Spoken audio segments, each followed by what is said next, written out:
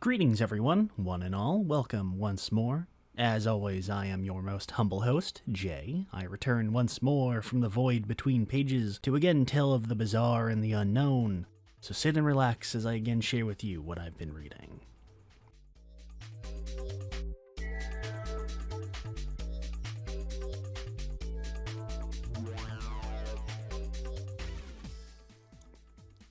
I haven't gotten much of an opportunity to talk about it on this show, but I'm a huge fan of the Justice Society.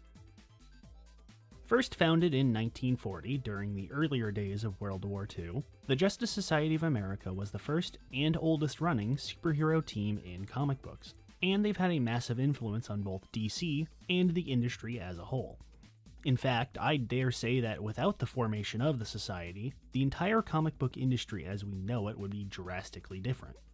Like all great hero teams, they've had many incarnations over the years, with many heroes and even a few villains within their ranks, but the mainstays of the original Golden Age heroes always managed to shine through. And sure, while they've largely been in the shadow of the Justice League ever since they debuted, this is oftentimes a good thing for them, as it allows them to be more experimental and take more risks with their stories and the concepts therein. Unfortunately, this also has the downside of leading DC to largely dismissing them in the actual comics, constantly finding new ways to shaft them or keep them from really shining. And as often as they've put them in the spotlight front and center, they are equally eager to yank them out of it and bury them as far as they possibly can. But hope is still there, as in the aftermath of death metal and as the events of Infinite Frontier seem to be showing, DC has been slowly but surely returning the JSA back to the DC universe, and now more than ever it seems like they're finally getting back into the spotlight they've been kept from so long. Or at least I would be saying that if this wasn't like the 6th time now since the New 52 started they've been teasing this, but that's neither here nor there. Anyways, this time I'm taking a look at two different JSA stories, a recent story featuring a return of the classic heroes, and an older story, a unique yet familiar take on the team, to hype myself up for their impending return and, more importantly, get the rest of you out there to try and take a look for yourself. Okay, this first one's cheating a tiny bit, as it's technically a 7 Soldiers of Victory story, but screw it, it's close enough, and I'm the one in charge here, not you, so shut your mouth. Stargirl's Spring Break Special is a double-length one-shot released right around the start of last June, and picks up from a plotline introduced during the first issue of Infinite Frontier, seeing Stargirl and her stepdad/sidekick Stripe being called into action by the Vigilante for some mysterious job. The Spring Break Special is written by Stargirl's original creator, the ever-popular, the highly controversial, the scub-inciting menace himself, the serial lord, Geoff Johns. Johns is a writer that I tend to be fairly critical of, and I tend to be wary with him in his stories. See, Johns is a turbo-nerd fanboy writer, and it's usually obvious in his works. See, usually, when you get writers saying that they're such huge fans of whatever they're doing, their appreciation for it is usually shallow surface-level knowledge at best, and openly hostile disdain at worst. It's never genuine, and it's effectively just bait to get people to buy their crap. The difference with a real, genuine turbo-nerd writer is that, for starters, they don't fucking talk about it at all in pretty much any way, shape, or form, but rather they show it in their writing instead. And I love these kinds of writers who can actually prove they care about what they're doing beyond cheap gotcha moments on social media, and who have the bizarre need to continuously reaffirm that they know what they're talking about anywhere but their actual productions. Unfortunately, the turbo-nerd writer often befalls a different kind of problem with their works, the proverbial kids playing in a toy box approach to writing. And Johns is probably one of the biggest offenders still around in the industry. See, oftentimes these writers who grew up reading about and worshipping these characters, who finally end up in a position to actually use them, fall victim to their inner fanboyism and tend to either overload their stories with all of their favorite characters, or, and this is usually the case for Johns, tend to seemingly pick characters on a whim to use, throwing them into a story with little regard for their backstories or personal motives to give any reasonable excuse to have them in the story, or their impact is entirely irrelevant and they could be swapped out with anybody else. And this is not to say this method of story writing is unforgivable or inherently bad. It can be utilized rather effectively by a talented writer and can lead to a lot of really unique and interesting stories. I mean, for fuck's sakes, Grant Morrison basically built his whole goddamn career on this method alone. Well, that and chaos magic, but I digress. And I think it should be more prevalent, personally. But the problem is that these writers are writing often for an audience of one. They don't pay much attention to what the average reader will want because they aren't the intended demographic, the writer themselves are. And while how often it works and how often it doesn't is subject to debate, it's generally agreed that when they're good, they're really good. And when they're bad, they're really bad. And Johns exemplifies this well. When he's good, he's really good. But when he's bad, he's pretty goddamn bad. But Stargirl is certainly one of his better works, and it's great to see him returning to her once again. Teen heroes tend to be pretty hit or miss in solo titles, but I think Johns has always managed to make her work, and the dynamic with her and Pat is really quite endearing. I kinda wish there were other hero duos like them. Featuring alongside Stargirl and Stripe are the rest of the 7 soldiers, starting off with everyone's favorite whack-job liberal caricature, Green Arrow, alongside the new Red Arrow, who, you know what, I'm gonna be honest, I'm not super familiar with her at all. I really only know 1 or 2 things offhand from her from reading other Teen Titans stuff, but I couldn't tell you anything about her. What exactly is her whole deal with Ollie? His sister? You're kidding me, right? God damn it.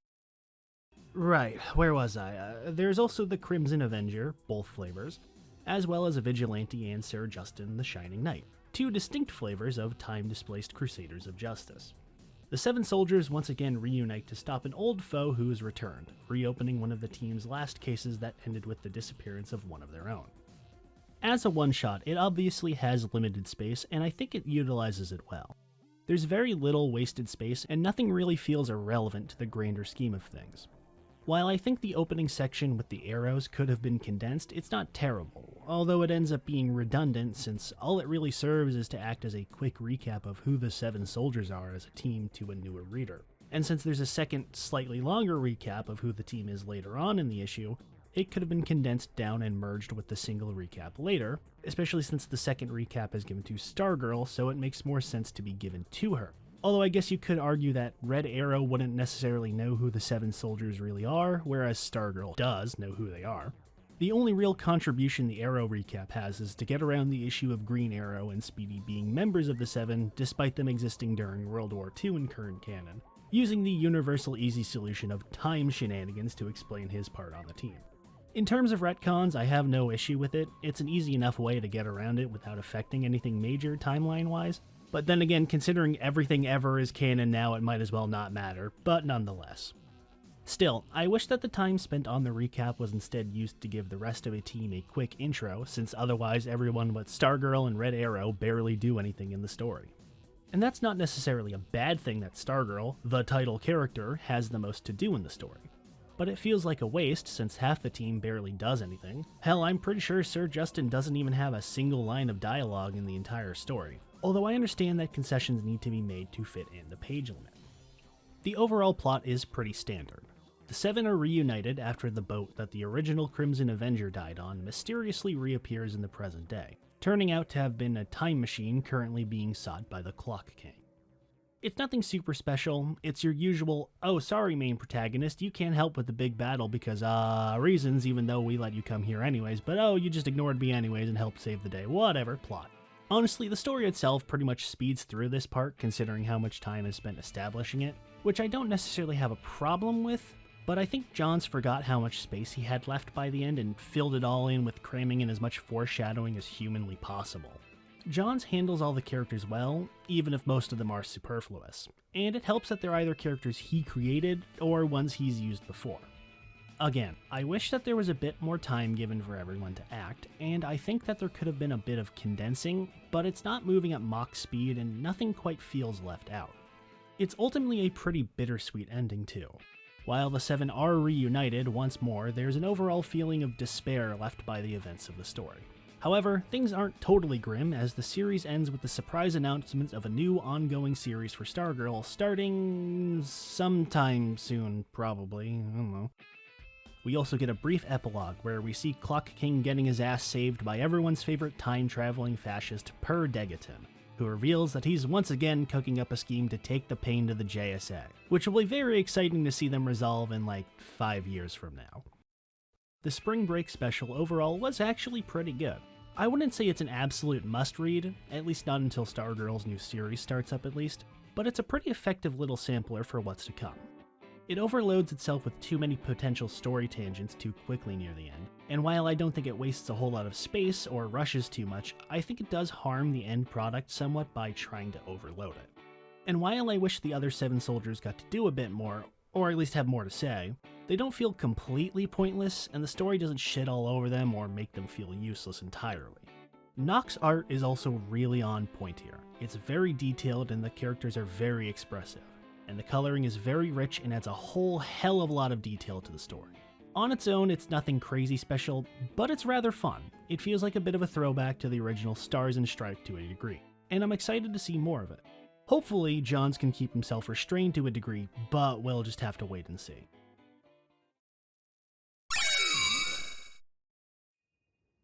In Elseworlds, heroes are taken from their usual settings and put into strange times and places. Some that have existed, or might have existed, and others that can't, couldn't, or shouldn't exist. The result is stories that make characters who are as familiar as yesterday seem as fresh as tomorrow.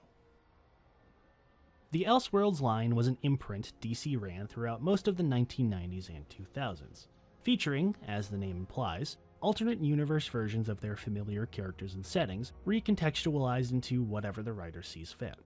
Beginning with Batman: Holy Terror, which put Batman into the role of a religious crusader in an oppressive theocratic monarchy, the Elseworlds line from the very start took the concept and ran wildly with it. While similar to, and often compared to, Marvel's What If line of books, they share very little besides the barest of concepts.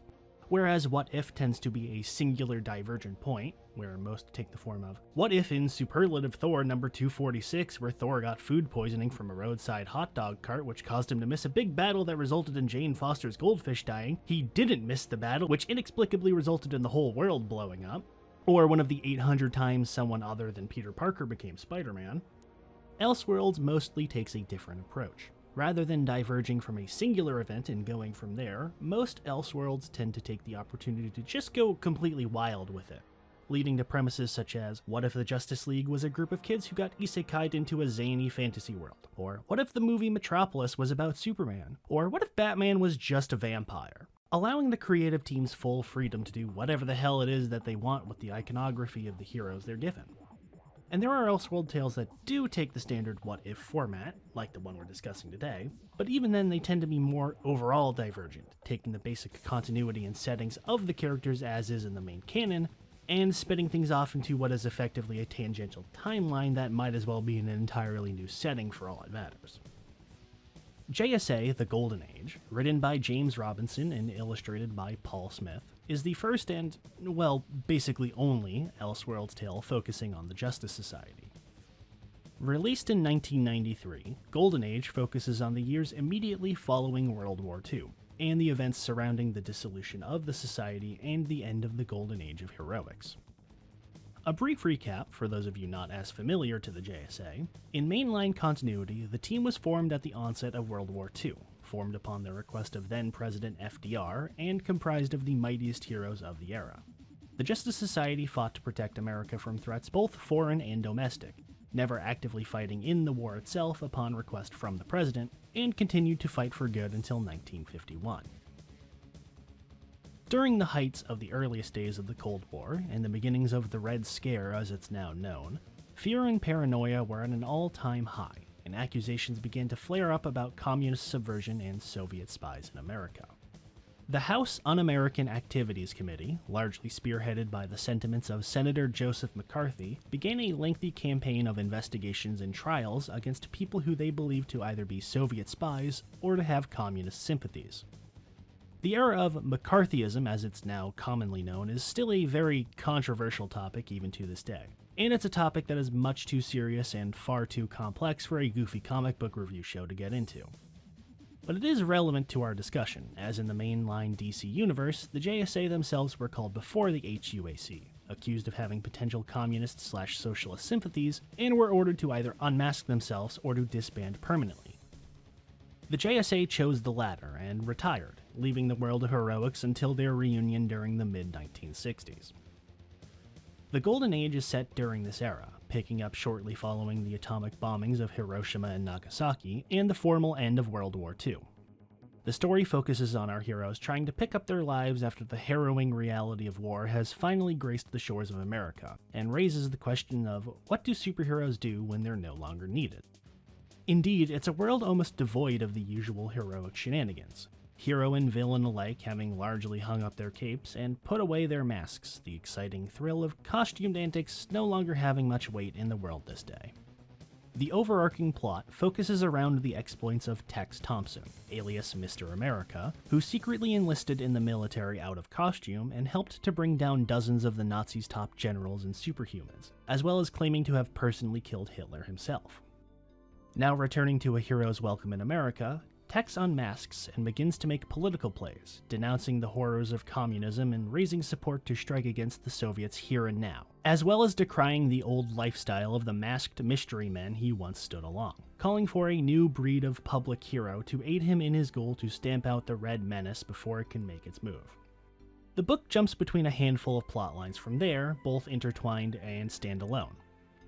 One of the things I really enjoy about the story is how it focuses mostly on the B-list heroes of the JSA and the Golden Age as a whole.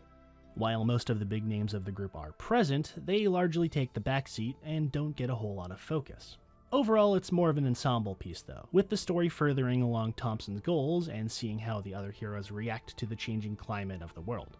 His bid for political power by rising through the Senate and his quest for the presidency, his plans to create the new modern superhero team by convincing the other heroes to side with him, and how his own political maneuvering and ideologies get picked up by the mainstream and lead to the spreading of fear and hate. It's a fairly unsanitized look at life back then, and works as a very interesting backdrop for the story.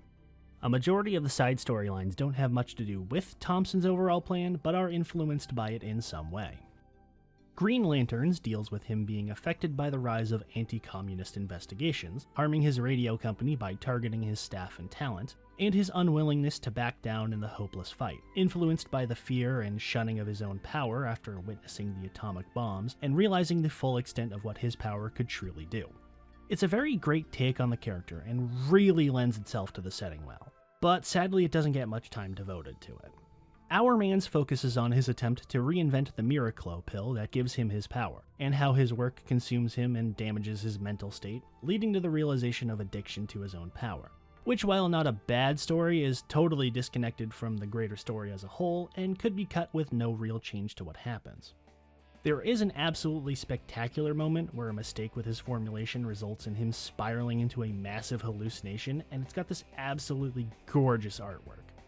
Johnny Quick's storyline is relatively subdued, dealing with his exhaustion over reacclimating to civilian work, working as a documentarian, his bitterness at Thompson's success in the public eye and the lack of attention other heroes got for their work, and the bitterness and melancholy he feels over his recent divorce with his now ex, Liberty Bell, his self-loathing masking the fact that he still has feelings for her and regrets losing her due to his own actions, mirrored by Libby's own melancholy and self-loathing over leaving him for a new boyfriend, the Tarantula, while trying to convince herself that it was a good decision and was necessary for her to further her career, and refusing to admit that nothing has really changed with her relationship.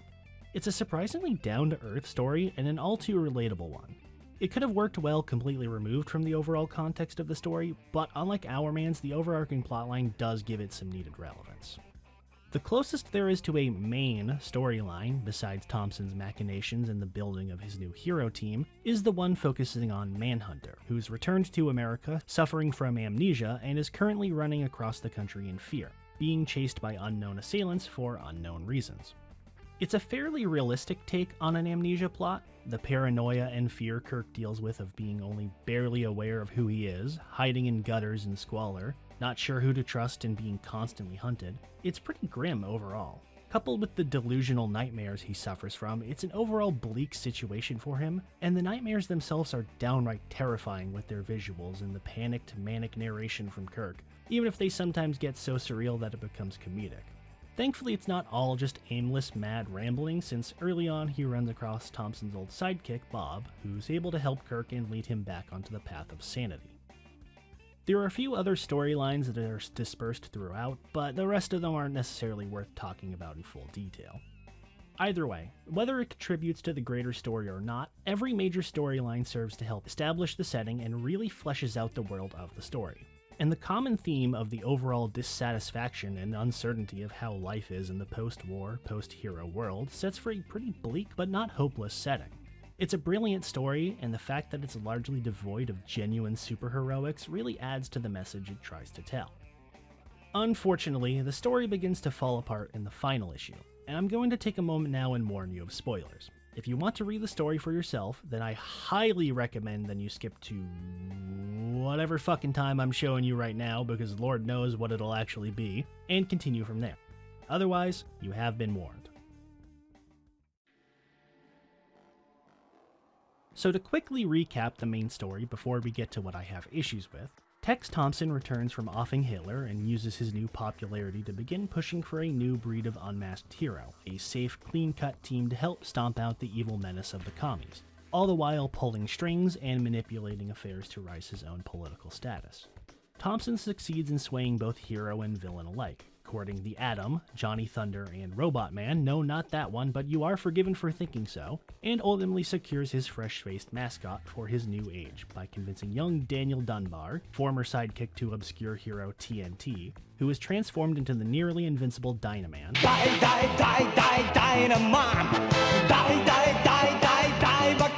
No, not that one.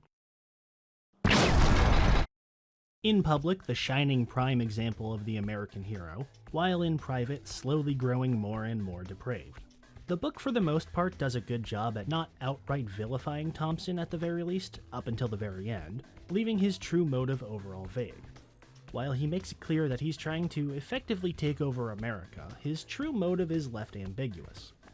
However, this is thrown out the window at the end of issue 3, when, due to a simultaneous revelation, half Manhunter regaining his full memories, and half Thompson's girlfriend, Miss America, stealing his journal, it's revealed that Thompson is in actuality the Ultra-Humanite, who captured Thompson near the end of the war and swapped his brain into his body. The shocking revelation leads to a uniting of our few remaining heroes, Johnny Quick, Hourman, Miss America, Manhunter and his friend Bob, Hawkman, Captain Triumph, and now ex-villainous Tigress, who devise a plan to expose the Ultra-Humanite at a conveniently announced public gathering where the president has requested that all heroes attend and unmask to show their support for America and Thompson's schemes. However, the plan immediately falls apart because Miss America freaks the hell out and spills the beans at the drop of a hat, getting herself killed and leading to a giant brawl ensuing. This leads to the utterly ridiculous revelation that Dynaman also got his brain switched, no longer Daniel Dunbar, but instead now housing the brain of Adolf Hitler himself. Despite how utterly ridiculous this sounds without context and no one actually believing their claims, Dyna Hitler, Hitlerman? Whatever, immediately says fuck it and just goes on a killing spree, leading to a big dumb dogpile fight as all the other heroes go to try and stop him. The fight is well drawn, but it's just not particularly interesting. It's pretty one-sided because Hitlerman is just so unstoppably powerful that there's little any of the heroes can do to stop him, resulting in about a dozen or so deaths of heroes who otherwise weren't even in the goddamn book. Not even necessarily for shock value, since shock value would imply it's a character people are invested in, and I could probably count the number of people who give a shit about Red Bee or Dullman combined on one hand. And they pull the big surprise arrival of the one hero powerful enough to save the day card like 3 times in a row. First with an unnamed debuting hero, who jobs out immediately, then Green Lantern finally returning, only to job out after a few pages, although he does last pretty long, then finally Starman, who also immediately jobs out.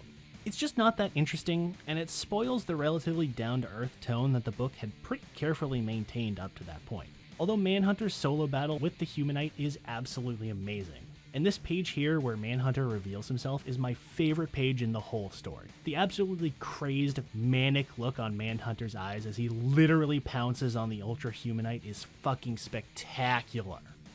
Anyways, Dyna Hitler is killed thanks to a last-second save from Liberty Bell, Humanite is killed by Manhunter, and we're treated to an epilogue where the government basically covered the whole affair up, making everything a wash. Everyone pretty much gets a happy ending in some form or another, well except for Tigress. Thompson's death results in a void in the Senate, leading to Joseph McCarthy taking his spot, creating a total paradox in the process since Thompson was basically McCarthy in the story anyways, and the nameless hero who jobbed out earlier gets skyrocketed to fame, being revealed to be Captain Comet, whose actions inspired a new wave of heroes in America.